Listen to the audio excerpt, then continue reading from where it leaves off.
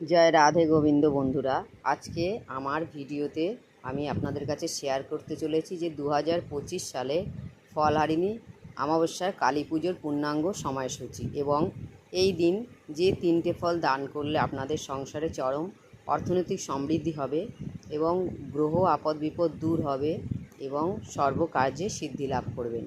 তো চলুন আমরা ভিডিওটা দেখাই। আপনারা জানেন ফলহারিণী অমাবস্যা বিশেষ করে তারা মায়ের পুজো হয়, এছাড়া মা কালী মা দুর্গারও পুজো হয়। তো এই দিন মা তারাকে মরশুমের ফল দেবেন। তার মধ্যে সবচেয়ে শ্রেষ্ঠ ফল হচ্ছে নারকেল। জানেন সব পুজোতেই নারকেল কিন্তু লাগে, নারকেল ছাড়া পূজা হয় না।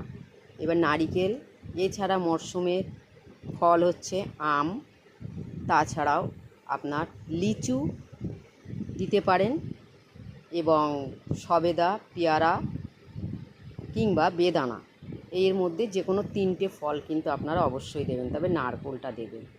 আর এই দিন গঙ্গা স্নানের শুভ সময় হচ্ছে 9টা 44 থেকে সকাল আর দুপুর 1টা পর্যন্ত। এই টাইমের মধ্যে কিন্তু গঙ্গা স্নান করবেন। গঙ্গা স্নান করার পরে ভগবানের উদ্দেশ্য দীপ জ্বালিয়ে সেটা গঙ্গায় ভাসিয়ে দেবেন আপনাদের সব দুঃখের কষ্টের কথা বলে। তাহলে পূর্ণাঙ্গ সময়সূচিটা এবারে বলছি।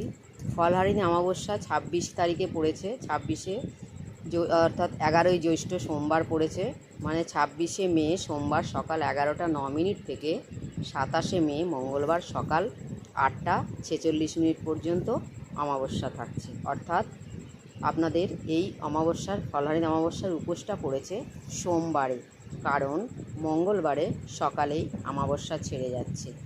তো মায়ের পুজো তো সাধারণত রাত্রে পুজো হয়, এই কারণেই আপনারা সোমবারে পুজোটা করবেন।